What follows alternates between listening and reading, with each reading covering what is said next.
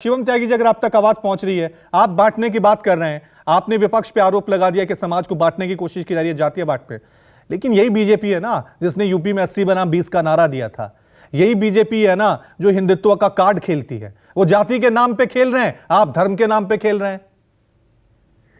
देखिए 80 बनाम 20 जब कहा गया था तो उस पर भी क्लैरिटी दी गई थी। मेरी सरकार की तरफ से कहा गया था 80 मतलब वो जो हमारे समर्थन में है, 20% वो जो विपक्ष के समर्थन में है। लेकिन वो नारा सबको याद है, लेकिन उसी नारे पर जो बैठकर जो है स्वामी प्रसाद मौर्य ने आगे बढ़कर 85 बनाम 15 का नारा दे दिया था, अखिलेश यादव जी ने दिया था, वो किसी को याद नहीं रहा। खैर, महत्वपूर्ण बात यहाँ पर ये है, हम करते हैं सिर्फ और सिर्फ बात राष्ट्रवाद की, हम बात करते हैं देश की, हम बात करते हैं देश में एकता की, हम बात करते हैं सभी को साथ लेकर चलने वाले। ओबीसी की अगर हम बात करें तो आज हमारे पूरे कैबिनेट की अगर हम बात करें तो 21 से ज्यादा मंत्री जो हैं ओबीसी और पिछड़ा समाज से आते हैं। जाहिर है मेरे देश के पहले ऐसे प्रधानमंत्री हैं जो पिछड़ा समाज से आते हैं, जिन्होंने अपना टर्म पूरा किया, वो भारतीय जनता पार्टी में। और पिछड़े का मतलब सिर्फ परिवार नहीं है भाई, पिछड़े का मतलब सिर्फ लालू प्रसाद यादव का परिवार नहीं है। आप पिछड़ा इतने हितैषी हो ना, छोड़ो जरा कुर्सी अपनी, दो किसी पिछड़े और समाज के किसी और व्यक्ति को। अखिलेश यादव जी को पिछड़ा समाज से बड़ा प्रेम है ना, छोड़ो कुर्सी जरा, दो किसी पिछड़े समाज के किसी और व्यक्ति को। सिर्फ आपका अकेला परिवार पिछड़ा परिवार नहीं है भाई। पिछड़े का मतलब है अगर जातीय उत्थान भी आपको करना है तो सबका कीजिए। इस तरीके से दिखावा करना क्या। और मैं तो कहना चाहता हूं कांग्रेस को भी, राष्ट्रीय पिछड़ा आयोग को ये लोग संवैधानिक दर्जा नहीं दिला पाए अपनी सरकार में। वो भी आदरणीय प्रधानमंत्री जी ने दिलवाया 2017 और 2018 में, उस पर साइन हुए राष्ट्रपति जी महोदय की। तो पिछड़ों के लिए आप कितना काम करते हैं ये देश ने देखा है। और अब लेकिन शिवम जी अगर बीजेपी को इतना ही पिछड़ों का दर्द है तो आप जातीय जनगणना करा दीजिए ना।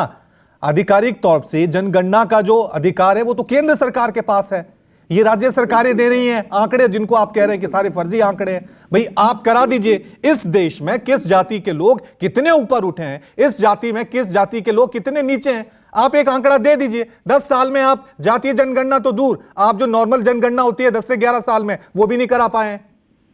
नहीं, आप शायद उसके बारे में मुझे लगता है आप थोड़ा ज्यादा बेहतर देखेंगे समझेंगे तो समझ जाएंगे।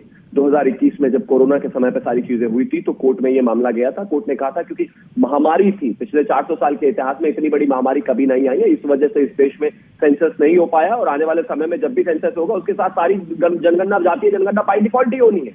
ये है सुप्रीम कोर्ट में पेंडिंग। और जहां तक बात आपने कहा कि आप करा दीजिए, इनको सारे जो पिछड़े हैं, दलित हैं, वो सत्ता से उतरने के बाद ही क्यों याद आते हैं। 5,000 करोड़ रुपया लगा दिया जनगणना के नाम पर, जातीय जनगणना के नाम पर। सारे आंकड़े आ गए राजू वाघमारे की पार्टी पर, कांग्रेस के पास, लेकिन जब उनको बाहर निकालने का समय आया तो कह दिया इसमें कुछ टेक्निकल एरर है। क्या टेक्निकल एरर है देश को बताइए, वो खुद नहीं कर पाए। आज सत्ता नहीं है, आज कुर्सी नहीं है, आज जाता हुआ हाल है, आज राज्यों में कहीं ना कहीं फिसलने के हालात हैं। तो इस वजह से किसी भी तरीके से लोगों को जातियों में, धर्म में, समाज में बांट कर, तोड़ कर बस कुर्सी चाहिए। और धर्म का मुद्दा तो बीजेपी उठाती है, धर्म का तो मुद्दा आपके नेताओं की कोई भी रैली होती है राम मंदिर का जिक्र होता है। राम मंदिर तो सुप्रीम कोर्ट के आदेश से बना है। राम मंदिर भगवान श्री राम पूरे देश के हैं, धर्म विषय से आप जोड़ते होंगे, पूरी संस्कृति के राम है। मुझे नहीं लगता कि कोई भगवान श्री राम को मानने से इनकार कर सकता है। वही तो कह रहा हूं, ये आस्था का विषय है, ये आस्था का विषय है, ये राजनीति का विषय क्यों बना दिया जाता है। कौन आस्था का विषय है, राजनीति का विषय इसलिए बना क्योंकि हम इसको लेकर हमेशा से चलते आए। राजनीति का विषय इसलिए बना क्योंकि कांग्रेस के लोग जो है सुप्रीम कोर्ट में पहुंच गए, राम मंदिर नहीं बनना चाहिए। आस्था का धर्म, राजनीति का विषय इसलिए है क्योंकि खिलाफत करने लग गए।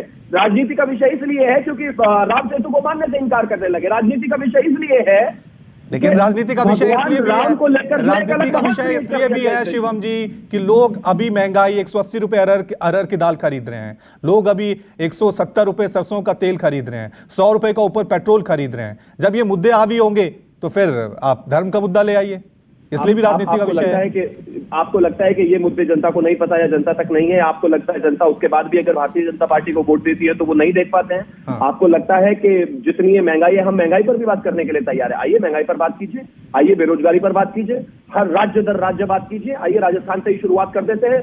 अगर हम बेरोजगारी की बात करें तो नंबर 1 पर आप चल रहे हैं। अगर हम बात करें वहां पर महंगाई की तो आप आइए, हर चीज पर बात करने के लिए तैयार है हम। लेकिन विषय यहां पर इतना सा है कि देश को तोड़ने की, लोगों को तोड़ने की, समाज को तोड़ने की कौन बात कर रहे हैं? वही जो लोग अपने समय में ना तो जातीय जनगणना करा पाए, वो वही जो लोग पिछड़ा और अति पिछड़ा के नाम पर बिहार में पिछले 30 साल से सत्ता में हैं। हर तरीके का डेटा उनके पास है, उनके लिए किया क्या जरा बताइए। ठीक है, बीजेपी कब जनगणना कराएगी इसका भी देश को इंतजार है।